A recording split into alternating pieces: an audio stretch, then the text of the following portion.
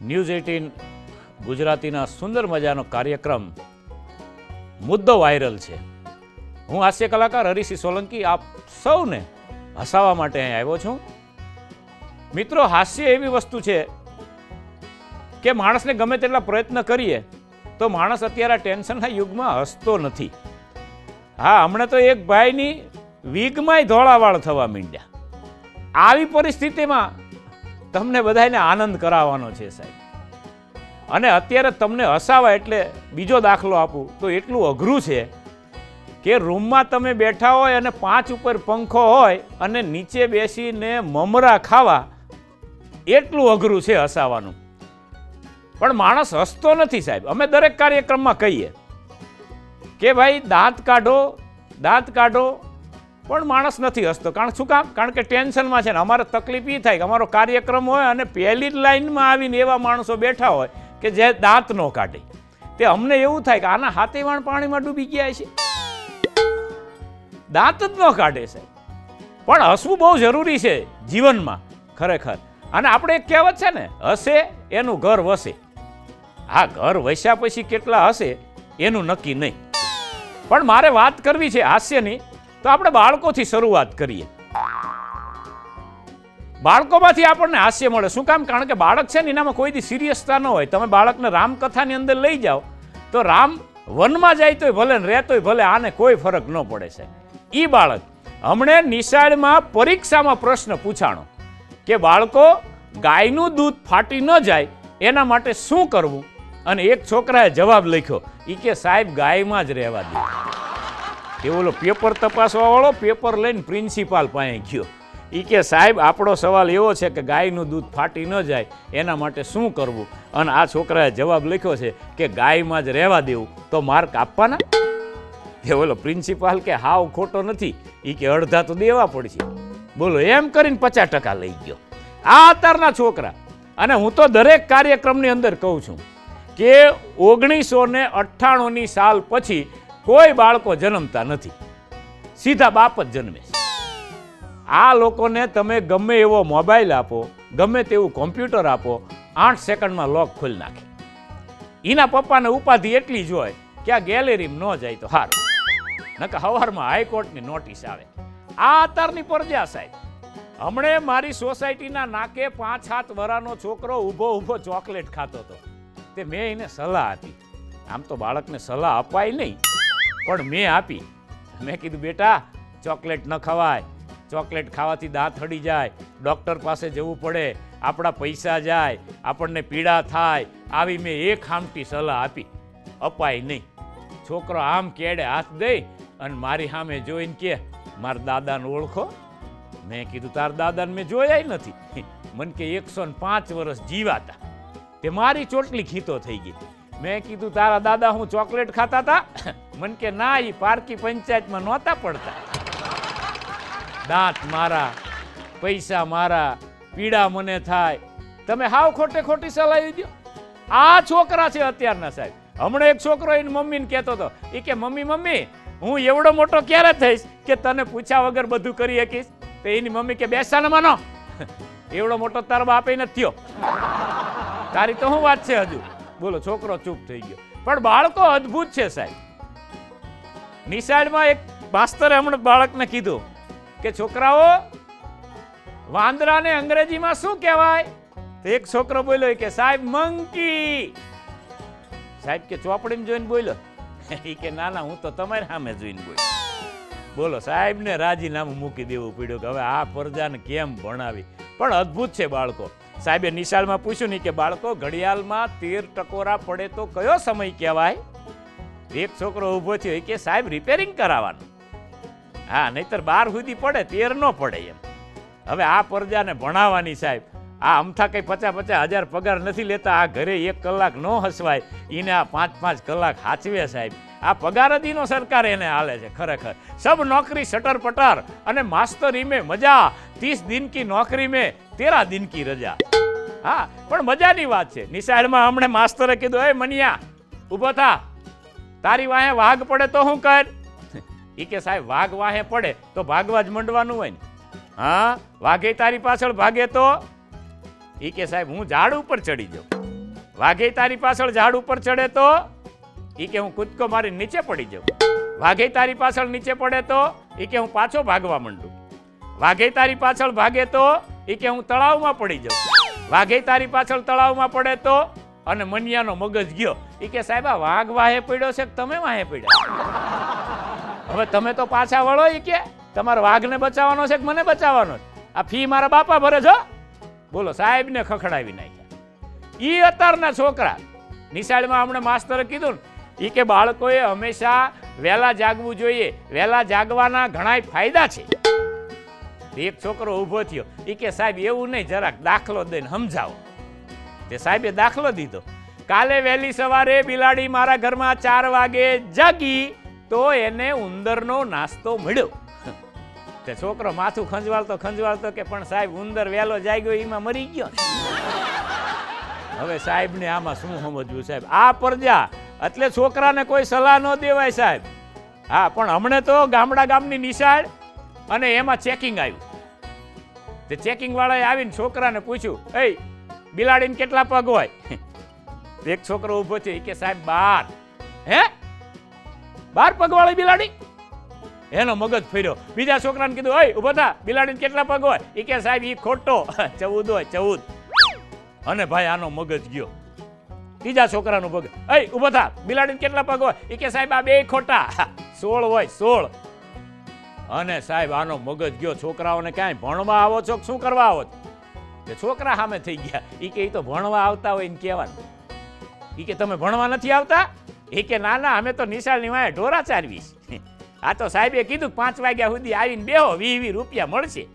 તે અમે તો 20 રૂપિયા લેવા આવ્યા છીએ, બાકી બિલાડીને કેટલા પગ અમારે શું લેવા દેવા?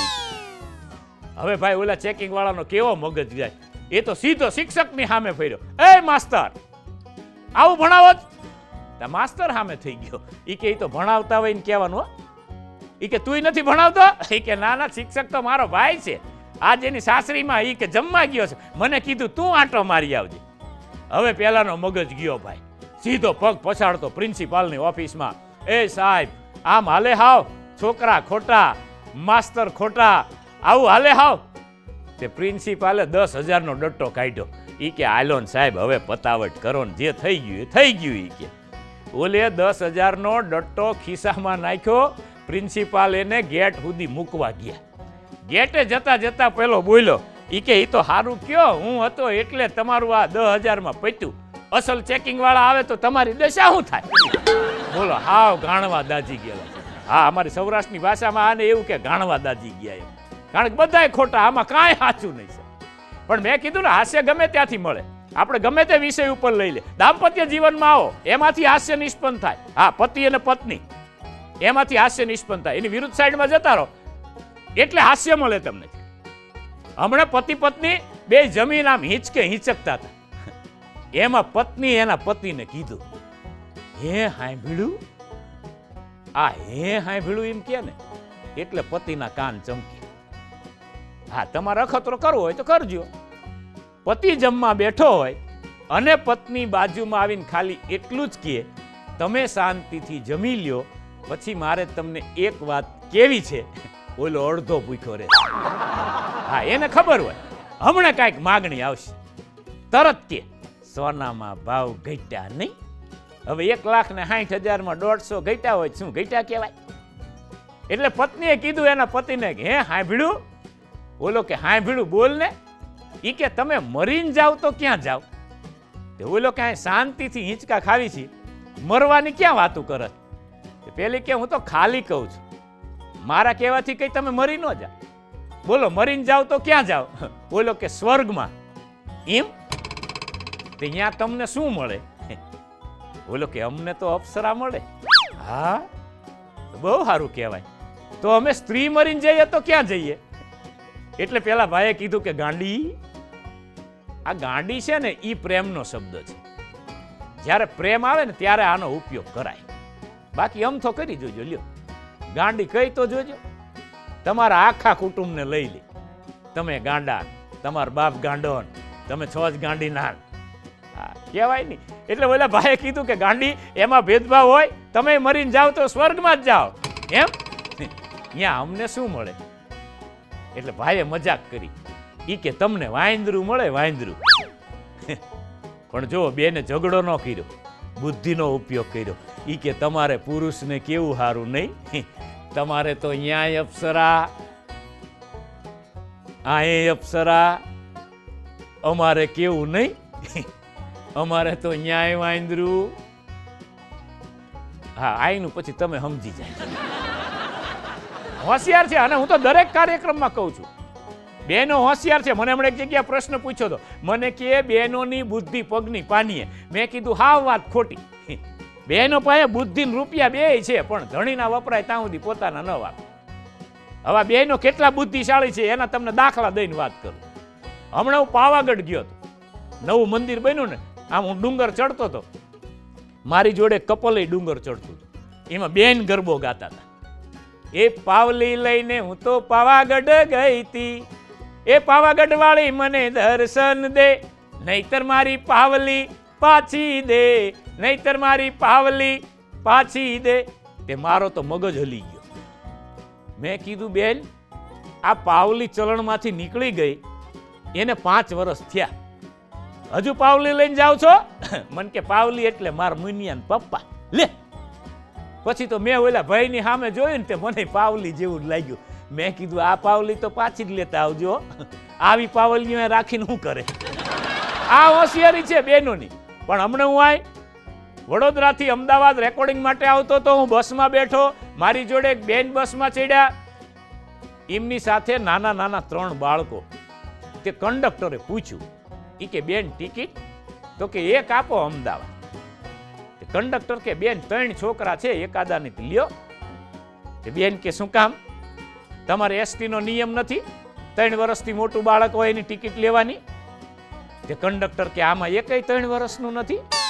બેન કે ના, આ મોટો છે એ 3.5 વર્ષનો, આ બીજો છે એ 2.5 વર્ષનો, આ ત્રીજો છે એ 2.5 વર્ષનો. તે કંડક્ટરની ચોટલી ઘીતો થઈ ગઈ. ઈ કે બેન બનાવટ કરોમાં, બનાવટ કરોમાં, હું સંસારી માણા છું, મારાય લગ્ન થયા છે, મારે છોકરા છે, તમારે ટિકિટ ન લેવી હોય તો મને કાંઈ વાંધો નથી, પણ ગાળો તો હરખો રાખો. 3 મહિનાના ફેરે છોકરા ન હોય. અને બેનનો મગજ ગયો. ઈ કે ક્યારની બોલતી નથી એટલે બસ તારે જ બોલવાનું? કેમ, શું કામ ન હોય? આ મોટો છે એ મારા જેઠનો, આ બીજો છે એ મારો, આ ત્રીજો છે એ મારા દેરનો. ત્યાં કંડક્ટર ગલોટીઓ ખાઈ ગયો. બોલો, હવે કંડક્ટરને ખબર હોય કે આ એક ટિકિટમાં આખું કુટુંબ ફેરવે છે. આ હોશિયારી છે બહેનોની. હજુ તમે કહેતા હોય તો એક વધારે દાખલો આપું લ્યો. આ જીન્સના પેન્ટ કોના છે? કાયદેસર આપણા પુરુષના છે ને, પણ બહેનોએ લઈ લીધા, પહેરે ભલે પહેરે, આપણને વાંધો નથી. ટી શર્ટ કોના છે? આપણા પુરુષના, બહેનોએ લઈ લીધા, પહેરે છે ટી શર્ટ, ભલે પહેરે, આપણને વાંધો નથી. જીન્સના પેન્ટ લઈ લીધા, ટી શર્ટ લઈ લીધા, સ્પોર્ટ શૂઝ કોના? એ આપણા, એ લઈ લીધા, પહેરે છે, ભલે પહેરે, વાંધો નહીં. જીન્સના પેન્ટ લઈ લીધા, ટી શર્ટ લઈ લીધા, સ્પોર્ટ શૂઝ લઈ લીધા, ત્યાં સુધી આપણને વાંધો નહોતો. આપણા દાદા લઈ ન મૂક્યા, એનો લેંઘો લઈ લીધો, એને પ્લાઝો કહે છે. બોલ, હોય તારો પ્લાઝો. હા, આ હોશિયારી છે બહેનોમાં, જબરજસ્ત હોશિયાર. હજુ એક વધારે દાખલો આપું, તમે જોજો. આ પુરુષો જેટલા બેઠા છે ને, એને મારી હાવ સાચી વાત હોય ને તો તમારે બધાને તાળી પાડવાની છે. જેટલા પરિણીત બહેનો છે ને, એને એના લગ્ન જીવનમાં એના ઘરવાળાને એક વખત તો એવું કીધું જ હોય, હું આવી પછી તમારે સારું થયું. હા, જો આ બધા તાળી પાડે ને એ બધા અનુભવ. હવે તું નહોતી આવી એ પહેલા શું અમે ઘરે ઘરે છાપા નાખતા હતા? પુરુષ બિચારો ભોળો છે, એ બોલી નથી શકતો, નહીતર એમ કહેવાય તમે આવ્યા પછી હપ્તા ચાલુ થયા. હા, નકા અમે તો એ નિરાતે રહેતા હતા વાંઢેશ. બીજી વાત, હવે જો આ ભાઈઓની વાત કરીને, બહેનોની વાત કરીને, ભાઈઓએ દાંત કાઢ્યા ને, હવે બહેનોની હાવ સાચી વાત હોય તો બહેનોએ તાળી પાડવાની. અહીંયા જેટલા પરિણીત ભાઈઓ બેઠા છે, એને એના લગ્ન જીવનમાં એની ઘરવાળીને એક વખત તો એવું કીધું જ હોય, તારામાં તો બુદ્ધિ જ નથી. હા, ઇંગ્લિશ મીડિયમમાં ભણેલા હોય તો કદાચ એવું કીધું હોય કે એકચ્યુઅલી તારામાં સેન્સ નહીં. પણ લગ્ન કરેલા મિત્રોને મારી વિનંતી છે, તારામાં બુદ્ધિ નથી એવું કોઈ દી ન કહેતા. કારણ કે અહીંયા બુદ્ધિ નહોતી એટલે જ આપણું ગોઠવાણ. નકર માંગા તો એમને માંગરોળ ના આવતા. હા, પણ તમે ભટકાણા. એટલે બહેનો હોશિયાર છે. હજુ એક દાખલો તમને આપું કે આ બેનો કેટલા હોશિયાર છે.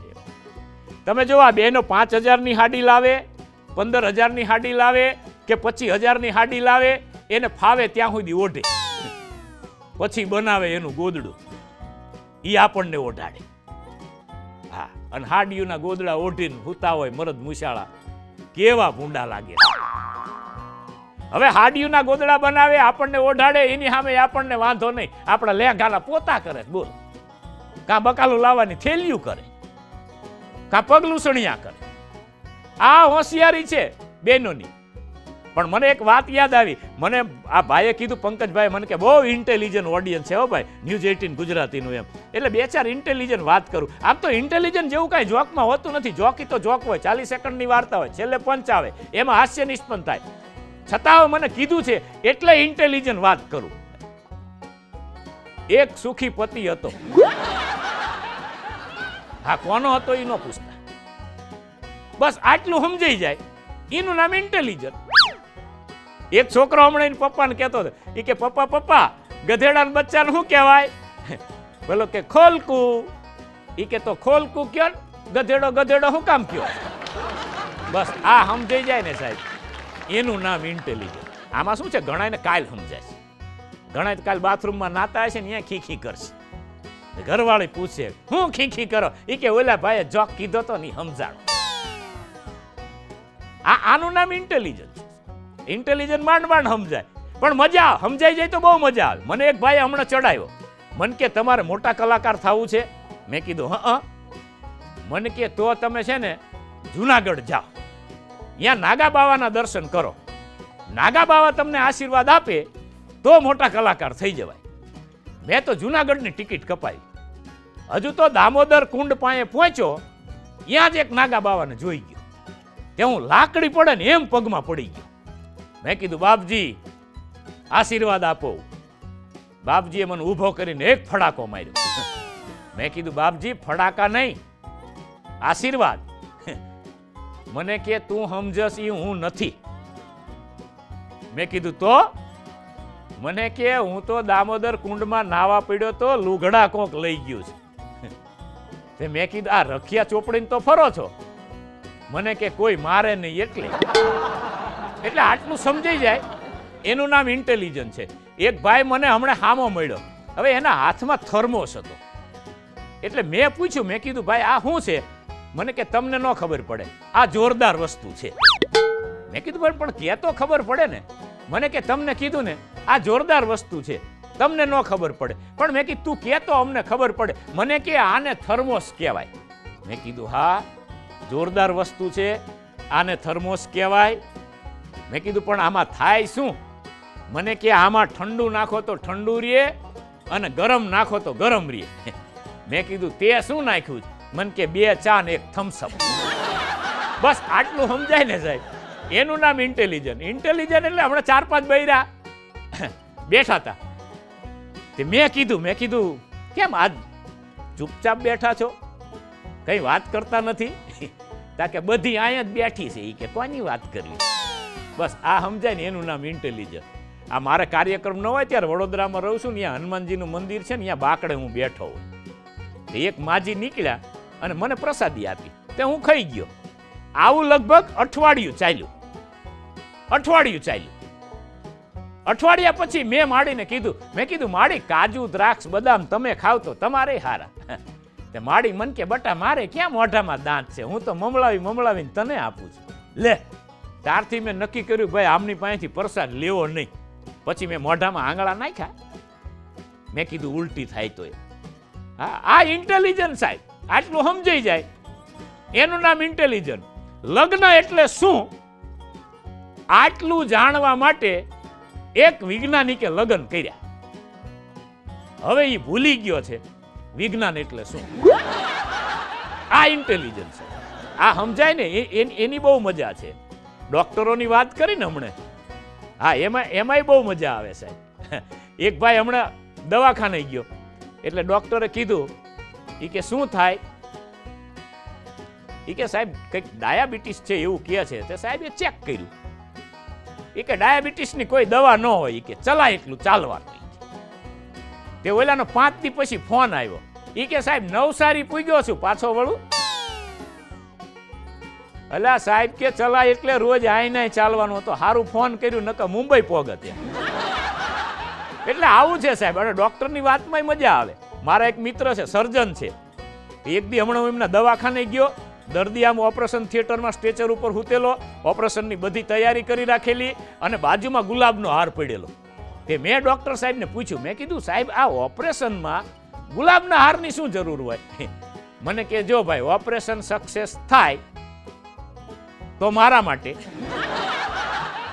નહીતર એના માટે, એને પછી ગોતવા ન જવું નહીં કે. અરે ભાઈ હું તો આમ થડક ખાઈ ગયો. આમ 15 દી પછી હું ફરીથી ગયો. તે ઓલો હાર છે ને ગુલાબનો, એ કરમાઈ ગયેલો. તે મેં ડોક્ટર સાહેબને કીધું, મેં કીધું આ હાર ગુલાબનો કરમાઈ ગયો? મને કે દર્દી કોમામાં વિયો ગયો. અરે મારી નાખશો કોકને, મેં કીધું. પણ સાહેબ આ મજા છે. એક બે વાત કરી અને પછી મારા શબ્દોને હું વિરામ આપું.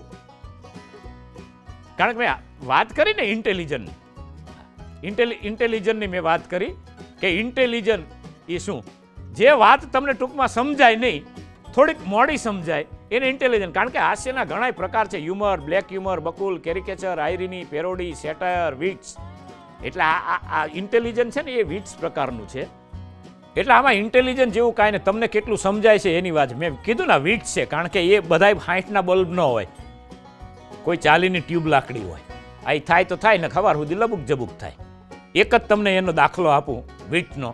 ગામડે મારો ભાઈબંધ છે મફો. હમણાં એની ઘરવાળાને એવું કહેતો હતી કે દશરથ રાજાને 3 રાણી હતી, મારે હજુ 2ની જગ્યા છે. એટલે એની ઘરવાળીએ તરત જ કીધું કે એમ તો દ્રૌપદીને 5 પતિ હતા. બોલો, મફો બોલતો જ બંધ થઈ ગયો. કારણ કે સાહેબ આ વસ્તુ એવી છે ને, સમજાય પછી બહુ મજા આવે એમ. અને અમુક વાતો છે ને એ ન કરાય એમ. આને એમ કે વળી હું આને આમ કહી દઉં હું હોશિયાર થઈ ગયો, પણ પત્ની એનાથી નહીં હોશિયાર નીકળી છે. એટલે આ વિટ્સનો પ્રકાર છે. ગામડું ગામ, એક દાદા બરોબર ફળિયામ હૂતેલા, અને હવાર પડી અને રાડો રાડ મીંડા કરવા. એટલે આ છોકરાઓ મારી બંડી ક્યાં ગઈ? બંડી એટલે કોટી. હા, આ પાછું સમજાવવું પડે અત્યારની જનરેશનને. બંડી એટલે કોટી. તે છોકરાએ કીધું કે ક્યાં હતી? એ કે ખાટલાના પાયે તો ટાંગી હતી. તે છોકરા કે એ તો કૂતરા ન લઈ ગયા હોય. તે દાદા કે 3 મહિના પહેલા કૂતરા તો લાવ્યા હતા. બોલો, કૂતરા ઢળડીને લાવ્યા હતા, ઈ આને 3 મહિના પહેરી. હવે આને શું કરવું એમ? એટલે આ બધી જે વાતો છે ને સાહેબ, જો સમજાઈ જાય ને તો એની મજા છે. મારો મિત્ર હમણાં દોડતો મારી પાસે આવ્યો. મને કે મારા બાપુજી ગુજરી ગયા. મેં કીધું કેમ કરતા ગુજરી ગયા? મને કે દૂધ પીતા પીતા. મેં કીધું એટલે એટલું બધું એક આમટું દૂધ પી ગયા, તે દૂધ પીતા પીતા ગુજરી ગયા? મને કે એવું નહીં, ડાયરેક્ટ પીતા હતા ને માથે ભેંસ બેહી ગઈ. મેં કીધું આમાં તારા બાપુજી નહીં, મારા બાપુજી હોય તો ગુજરી જાય.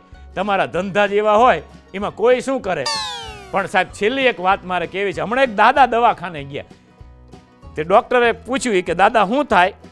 તે દાદા કે એ તો તને ખબર હોય ને, ડોક્ટર તું છે કે હું છું? ડોક્ટર કે લાવો આપણે રિપોર્ટ કરી લઈએ. રિપોર્ટ કર્યા પછી ડોક્ટરે કીધું કે કાકા તમને ડાયાબિટીસ છે. કાકો કે ડાયાબિટીસ કે ગાંડાબિટીસમાં મને ન ખબર પડે, મને સમજાય એવી ભાષામાં બોલ. એટલે ડોક્ટરે કીધું કે કાકા તમને યુરિનમાં સુગર આવે છે. કાકો કે પાછો તું અંગ્રેજીમાં બોલ્યો, મને સમજાય એવી ભાષામાં બોલ. એટલે ડોક્ટરે શુદ્ધ ગુજરાતી ભાષામાં કીધું કે દાદા તમને પેશાબમાં ખાંડ આવે છે. કે બાકડે 3 બીજા પેશન્ટ બેઠા હતી કે માળો ભાગશાળી કહેવાય. ઈ કે આપણે તો રેશન કાર્ડમાં નથી આવતી.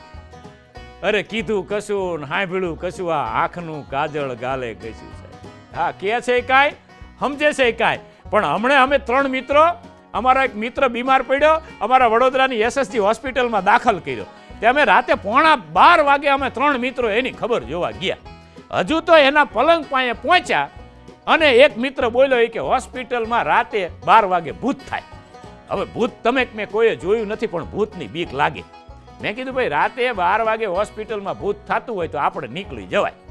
તે અમે 3 મિત્રો અહીંયાથી નીકળી અને SSG હોસ્પિટલના ગેટ ઉપર આવ્યા. તો અહીંયા એક દાદા બેઠા બેઠા બીડી પીતા હતા. મેં દાદાને પૂછ્યું, મેં કીધું આમને પૂછીએ દાદાને, આમને બધી ખબર હોય.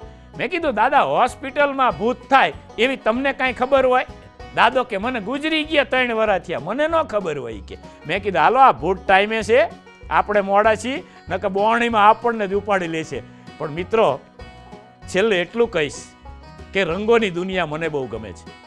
રંગોની દુનિયા મને બહુ ગમે છે. ઉમંગોની દુનિયા મને બહુ ગમે છે. ભલે હોય ક્ષણિક કે અલ્પજીવી, તરંગોની દુનિયા મને બહુ ગમે છે. કદીક સારા નરસા, કદીક ખાટા મીઠા પ્રસંગોની દુનિયા મને બહુ ગમે છે. આજે મળ્યા છીએ, ફરી ચોક્કસ મળીશું. કેમ કે સંબંધોની દુનિયા મને બહુ ગમે છે. સંબંધોની દુનિયા મને બહુ ગમે છે. હરિઓમ તત્સત. હરિસિંહ સોલંકીના જય મહાદેવ.